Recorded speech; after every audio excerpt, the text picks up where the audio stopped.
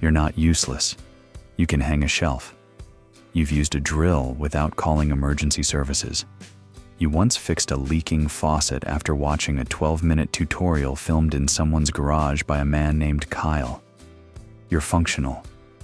You might even describe yourself as pretty handy. And that's exactly where things get interesting. Because off-grid doesn't care if you can complete a task. It cares whether you understand the system behind it. There's a huge difference between I replaced the part and I understand why that part failed and what fails next. Off-grid is very interested in that second sentence. Let's say it's 9:47 p.m. Your water pressure drops. The pump starts clicking on and off like it's trying to send Morse code. You're standing there in socks, staring at a pressure tank like it personally betrayed you. You're calm. You've watched tutorials. You're not helpless. You believe in yourself. But here's the quiet problem. You don't actually know how your well system works. You know where the breaker is. You know how to reset things. You definitely know how to search water pump making weird noise help. But do you know what a pressure switch does? What happens when the check valve fails? What happens if the pump runs dry at 200 feet? That's the moment off-grid shifts. It stops being a project and starts being infrastructure. And infrastructure has zero interest in your optimism. So today, we're asking a very simple question. Can an average, mildly handy person survive off-grid? Not a licensed electrician. Not someone who casually says, "Oh, that's just a grounding issue." Just normal. Before we get into it, subscribe. Because the only thing more fragile than a well pump is your repair budget. All right, let's talk about what average skills actually mean and where they quietly fall apart. Average skills means you can follow instructions. You're not afraid of tools. You've assembled IKEA without emotional damage. You've replaced a light fixture and felt powerful for 48 hours. You are task capable. Give you a clear problem and a clear tutorial, and you'll handle it. But off-grid rarely gives you a clear problem. It gives you symptoms. Water pressure is weird. Lights flicker. Batteries drain faster than usual. Something smells slightly electrical. And now you're not following instructions. You're diagnosing. That's the shift most people underestimate. In a normal house, systems are invisible. Water just comes out.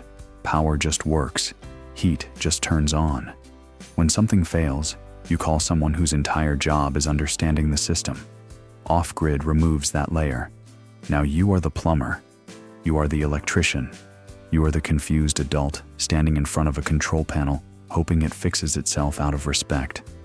Take solar. Most people think solar is simple. Panels, batteries, power. But in reality, it's panels, charge controller, battery bank, inverter, breaker panel, loads, voltage monitoring, temperature effects, wiring quality, grounding, surge risk. And when something goes wrong, it doesn't say, "Hi, your panel number 3 is dusty." It says, "Error 27. That's it. Just 27. Now you're outside at sunset, refreshing a PDF manual on your phone with 14% battery, trying to figure out whether error 27 means minor issue or your system is about to have a personality crisis. This is the difference between skill and understanding. Task skill says, I can install a battery. System understanding says, I know what happens when battery voltage drops under load in cold weather. Those are not the same level, and off-grid doesn't care how confident you felt installing it. It cares whether you understand what it's doing at 2 a.m. in January.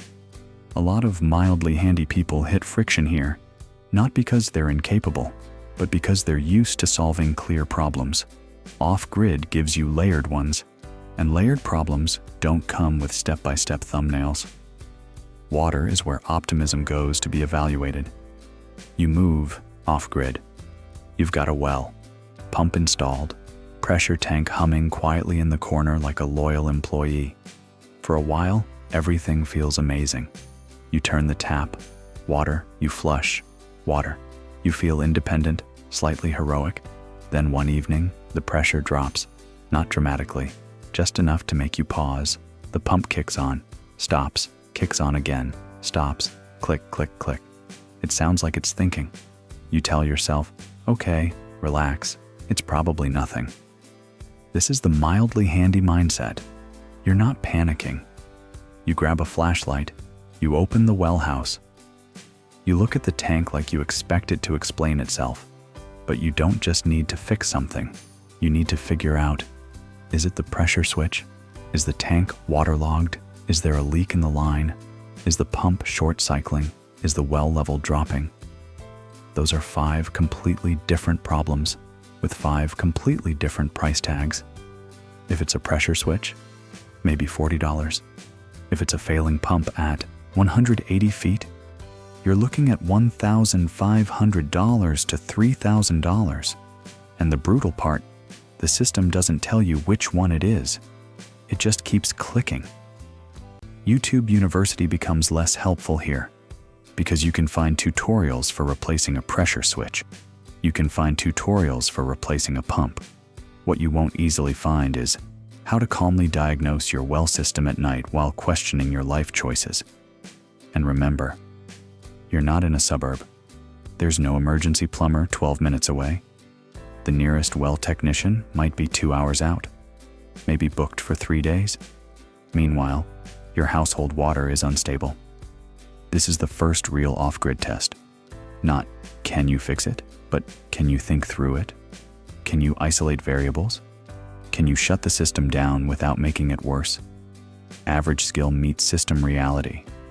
And this is usually the first moment people realize off-grid isn't hard because it's physical. It's hard because it's technical. And water doesn't care how many shelves you've installed. Water problems are stressful. Power problems are personal.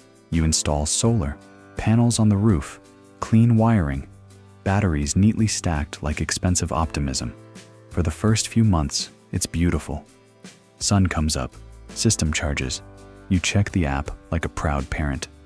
Look at that, 98% battery. I live in the future. Then winter arrives. The sun sets earlier. Clouds hang around longer. Your production drops quietly. You don't notice at first. Until one evening the inverter throws an error. Just a code, no explanation, no emotional support, just error. Lights flicker. The fridge clicks off for a second. You reset it. It works again. You feel smart. You tell yourself, see, I've got this. The next day, it happens again. Now you're staring at numbers. Battery voltage looks lower than usual. State of charge drops faster at night. The system goes into low voltage protection. Average skill hits a wall here. Because replacing a part is one thing. Understanding load, calculation, phantom draws, battery temperature effects, inverter thresholds, cable resistance, that's different. Maybe your battery bank is undersized. Maybe your inverter is overloaded. Maybe cold temperatures are reducing usable capacity by 20%. But nothing is visibly broken. Nothing is smoking. Nothing is obviously wrong. The system is just struggling. And now you're doing math. At 10 p.m. in the dark, trying to decide whether running the microwave is a luxury or a gamble.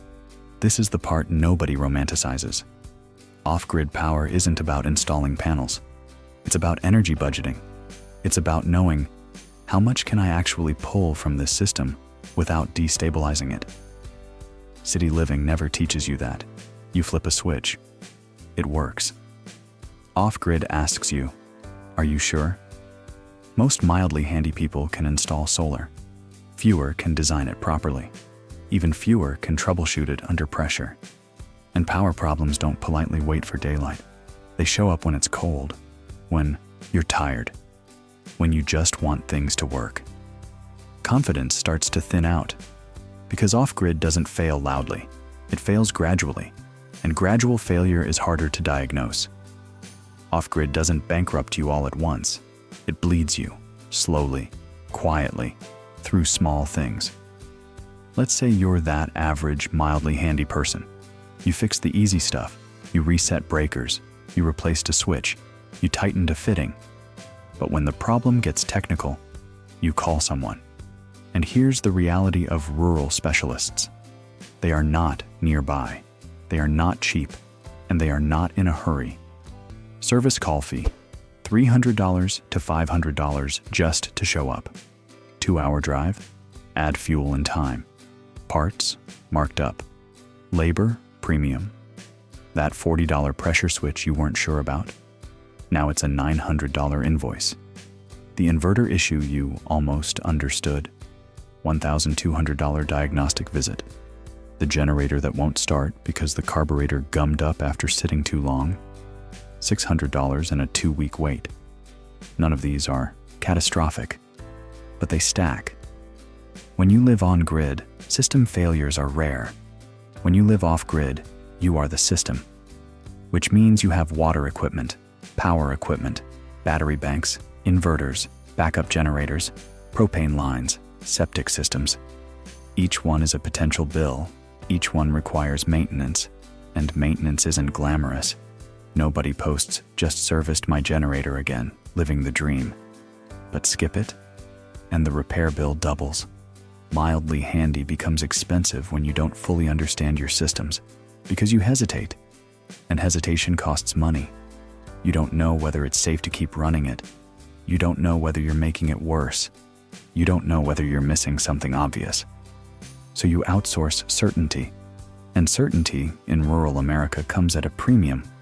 Off-grid doesn't require you to be an expert, but it rewards expertise immediately, and it punishes uncertainty quickly, not dramatically, just steadily.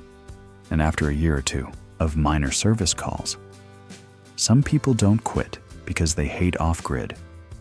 They quit because they're tired of paying to not fully understand their own house. It's not the work, it's the awareness. When you live in a normal house, you don't think about infrastructure. You don't wake up wondering how much charge your battery bank has. You don't calculate whether today's sunlight will cover tonight's usage. You don't listen to your water system like it's breathing differently. You just live. Off-grid changes that. Not in a dramatic survivalist way, in a quiet, constant way. You become aware of everything. Battery percentage becomes a background thought. Weather forecasts matter more. You notice sounds. You notice smells. You notice fluctuations. And at first, it feels empowering. You're in control. You understand your house. You're self-reliant. But over time, it can become mental weight. Because you are never fully off. There's always a small part of your brain tracking systems. Is the generator serviced? Did I check the water level? Is that inverter fan louder than usual? Are we pulling too much load tonight? City life hides infrastructure. Off-grid makes you responsible for it. And if you're mildly handy, not technical, just capable, this is where fatigue creeps in. Not because you can't fix things, but because you're constantly monitoring them. Some people thrive on that. They enjoy knowing how everything works. They like tinkering. They like optimizing. Others realize something uncomfortable. They didn't want to manage infrastructure. They just wanted peace. When everything works, off-grid feels like freedom. When something glitches, even slightly, it feels like pressure. Because there's no buffer, no maintenance department, no anonymous utility company, no one to blame but weather, physics, or your own design choices. And that's heavy for some people. Not catastrophic, just constant. And constant responsibility changes how you experience simple living. Off-grid is absolutely possible for the average mildly handy person, but only if they're comfortable carrying that awareness. Because the real shift isn't technical, it's mental. Can an average, mildly handy person survive off-grid? Yes, but not casually. Off-grid isn't reserved for former electricians and retired contractors. Normal people do it. People who started exactly where you are. The difference is, they didn't just learn how to install things. They learned how their systems work. That's the shift. If you're willing to understand your water system before it fails, calculate your loads instead of guessing. Maintain equipment before it complains. budget for replacement cycles, and accept that your house is now your responsibility. You can absolutely make it work. If you're expecting off-grid to feel like a smaller version of suburban life, that's where friction starts, because off-grid isn't smaller. It's closer. Closer to the mechanics. Closer to the consequences. Closer to the reality of how houses actually function. And that closeness is either empowering or exhausting. It depends on you. Some people love knowing exactly how everything works. Others miss the ability to ignore it. Neither is wrong. But pretending they're the same lifestyle is where people get surprised. Off-grid doesn't require perfection. It requires curiosity. If you're curious enough to learn before something breaks, you'll grow into it. If you're only comfortable reacting after something breaks, it will feel expensive. So maybe the better question isn't, can you survive off-grid? Maybe it's, are you willing to become the kind of person who can? That's the real test. And if this video made you rethink your assumptions, that's a good thing. Because off-grid done with awareness is freedom. Off-grid done with blind optimism is just a very expensive experiment. I'll see you in the next one.